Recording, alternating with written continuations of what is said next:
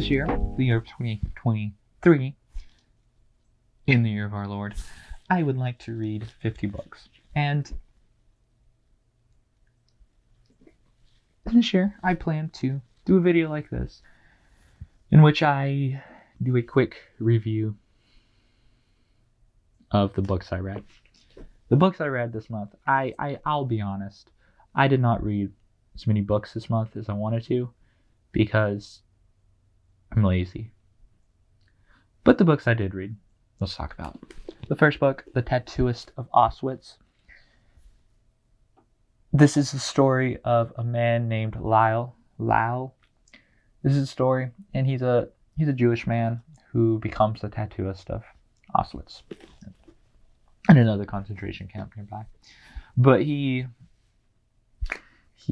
story follows him and his struggles within the concentration camp and the blossoming romance between him and another inmate. The story is based on a true story, which makes it more interesting, I think it otherwise would be. The fundamental problem with this book is that it's written very poorly. This book is written in present tense, which is bizarre, and it does not sound good. But then occasionally it switches back to past tense, but seemingly for no reason. And I don't like it. It makes it feel like such a amateur wrote it. Like 100% it feels like an amateur wrote this book. And the dialogue all sounds exactly the same. Every character speaks as if they're the same person, with the exception of some Germans who swear a little bit more. But it's not greatly written, and the first several chapters are quite boring. Once the romance starts, it at least becomes novel in that I don't know that many romantic stories from a concentration camp, so that becomes a little more interesting. And then the last few chapters are interesting as it comes to a close. But overall, it's just an interesting historical account told in a fictitious way that does not enhance that story. It makes me more interested in the actual historical facts. And I think this does have some potential as a movie or a limited series. But as it is, I just don't think it holds up that well. It's a very... it's not even quite passable. If I were an English teacher and someone brought me this to judge, I would give them a failing grade. It's just... yeah, I don't like it. I don't like it that much.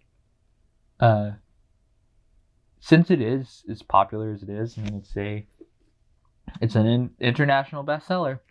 Since it is that, I think it maybe would have potential as a limited series or a movie to, get the budget and it would need, because it would need to be an expensive movie.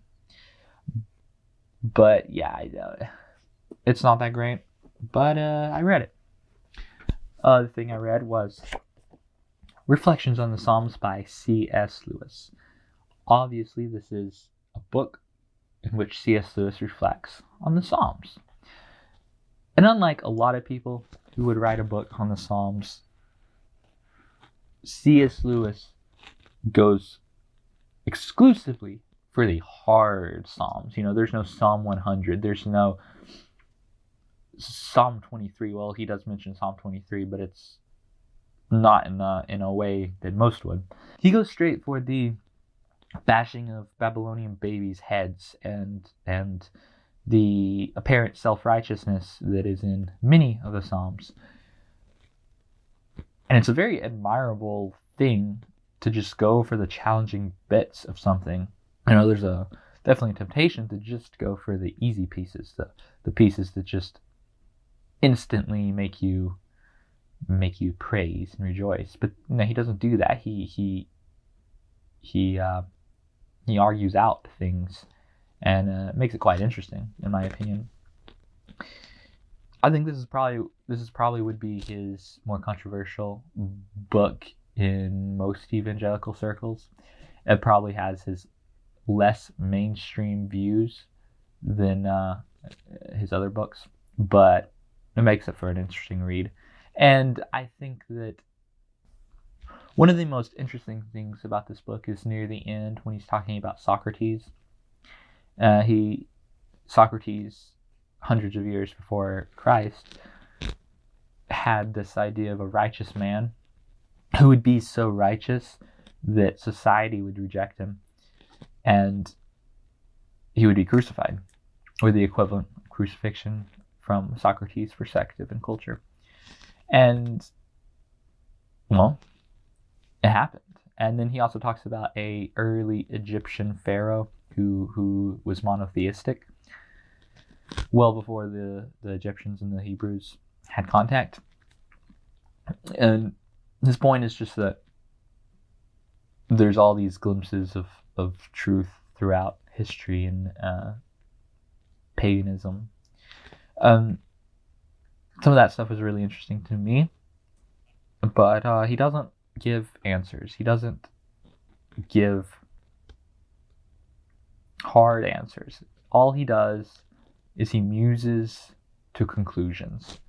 So it's an intriguing read for sure, and it's a short read too. It's barely over 100 pages, but it is interesting. And one thing about it is there's some references that, as a non-Anglican, I'm not sure I can 100% appreciate, just because I'm not familiar with that particular denomination.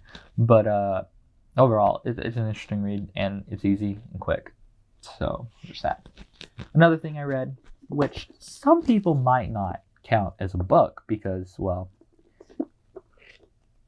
it's mostly illustrations. But I read The Legend of Zelda: Four Swords, Legendary Edition, by Akira Himekawa. Something like that. This is the story of Link, the timeless hero who always has to save Hyrule and Princess Zelda. This is the story of him separating into 4 different versions of himself, as well as the shadow version of himself, and how he must learn to work together as a team, even though all members of that team are himself. And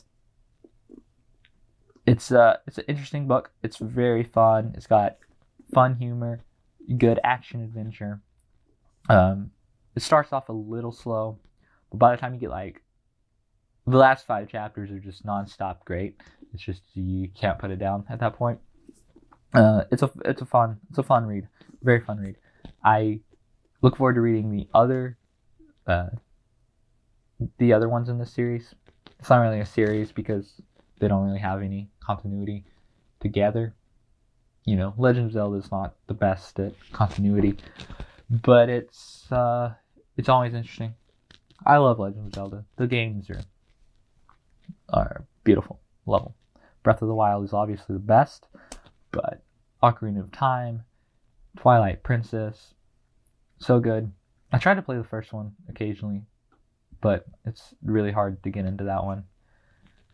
I should do it though. I need to get Skyward Sword as well, because I haven't played that one actually. That's the only modern one I haven't played. But yeah. So looking forward to Tears of the Kingdom for sure. And what else did I read? Yes, I read Spirit Rebellious by Kahil Gilbran. I like Kahil Gilbran. I really like The Prophet. I think that's a good book of poetry. Yeah, I've actually started this book several times, but I finally finished it. And it's fine. It's a collection of short stories. The first short story I just really don't like. I'm not going to attempt to pronounce the name of this because I don't know. No, I'll try. Worde Alahani. is the story of a man who has that name. And he goes and talks to this man whose wife left him. And then he goes and talks to the wife who left her husband for another man. And it's just... It really just feels like an excuse for divorce. It's a very... I don't know. I don't feel like there's even a story to it really at all. It's literally just a woman saying, "I love this man. I never loved the man I married, so I'm happy. I'm doing the good stuff." Like, okay, but yeah, there's not a story to it. It's very pointless, and some of the language is nice and flowery and sounds pretty, but most of it's just kind of bland and I think trying too hard. The Cry of the Graves is the second book in this. Yes, it's just about 3 people who a man finds dead for different reasons, and it's fine. It's very... It also feels like it doesn't really have a story. It's just some philosophical musings by a man who thinks he's deeper than he is at this point. Because this was one of the early Kahil Gilbran writings. And I just don't think he was fully mature yet.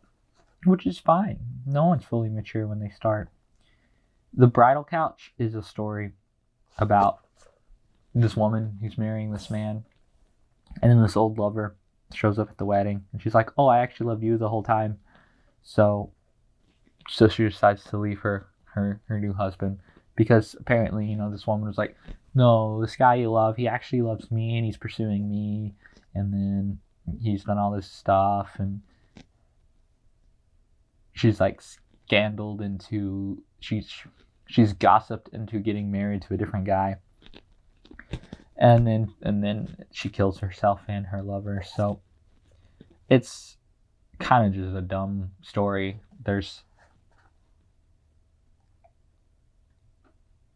It's like Romeo and Juliet, but worse.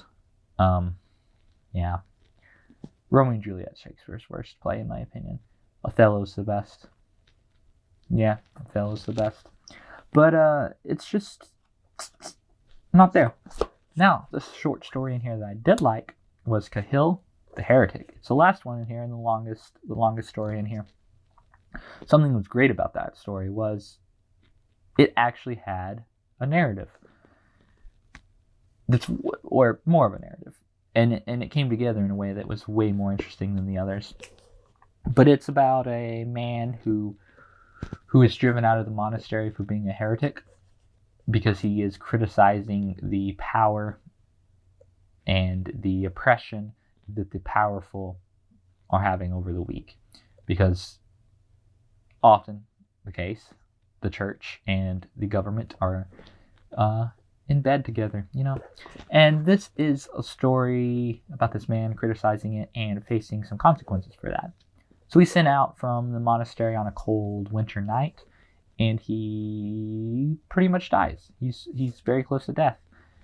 But a woman and her young daughter, under 18, as the book says, find him and nurse him back to health. Now, this is the first part that I just don't really like about it, is as soon as he gets given a blanket, is close to a fire, has his feet warmed and drinks a glass of wine, he then goes into this long sermon and explanation of why he was pushed out of the monastery. And I was like, dude, you almost died. How do you have the energy for this? So I feel like a way more subtle and slow-paced a more slow-paced dialogue would have been much more appropriate at that point.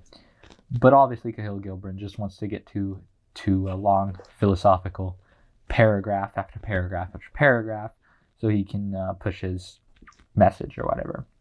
But once you get past that, the story starts happening again.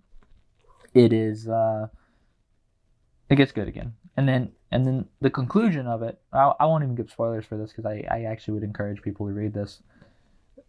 there's another long sermon from the character Kahil, and this one works because within the narrative it makes sense why he's doing this, and why he's addressing the public, why it's happening, and it goes on for a while, but it's good. It's gripping. It makes sense. It cuts back and forth between what he's saying as well as the reactions of the relevant people.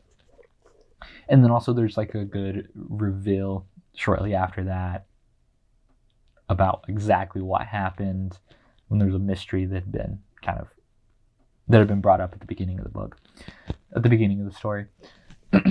And it comes together in a way that's really interesting, and I really appreciate that because it's a narrative. And the way it concludes is satisfying. But then he goes into another sermon that's kind of pointless. I'm like, you didn't need this. We could have just taken all of this out, maybe had the last couple of paragraphs to bring it all together. But the biggest problem with this book is just that all of the short stories are so preachy. Kahil Gilbran thinks he's Socrates. He thinks that he is putting together a group of men to discuss the nature of bravery. And he's not. He's not that. So much of what is in this book is veiled by flowery language that doesn't actually mean much of anything. And perhaps a lot of this is stuff that's just lost in translation. So maybe this is just a bad translation of the book. I want to like this book a lot, but I can't because it's just pretentious.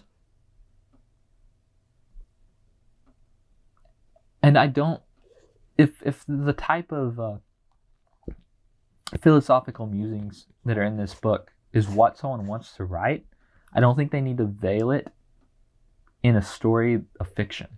Like, just say it. Just write a nonfiction essay. Don't give me fiction that's not actually fiction. And I just don't think it, I just don't like it. But the last story is worth reading. The others are all pretty mediocre. So yeah, that's what I read in January of 2023. And I enjoyed reading these books, even the ones that I didn't enjoy reading. February, this month, I plan to read a lot more, so join me in reading these books if you would like. I will be reading The Kings of Elfland's Daughter by Lord Dunsey. It's got an introduction by Neil Gaiman, so that's cool. I like Neil Gaiman. So I'll be reading that. I will be reading Egyptian Myths by Jake Jackson. I actually have a huge collection. Not a huge collection. I have a collection of the myths told in this series. I don't really know what happened to this one. It's got like some weird stuff on it. But yeah, I'm going to read this one. I think it's dirt from a sweet potato that was in my backpack. I'm going to read Poldark by Winston Graham. I haven't seen Poldark on PBS. I've heard it's pretty good, so maybe I should watch it. But first I'm going to read this book. This is the longest book of the month. About 300, almost 400 pages. So I'm going to read that. And then I am also going to read All of Grace by C.H. Spurgeon. So, yeah, that's what we're reading this month. And I'm probably going to be reading one other book. I am not sure which one yet. It probably depends on which one comes. I ordered 3 books a couple days ago on Amazon. Yeah, so I will likely be reading The Sea of Tranquility by Emily St. John Medell. Yeah, so I'll probably be reading that book as well. So, thank you for watching. Peace be upon you, my friends.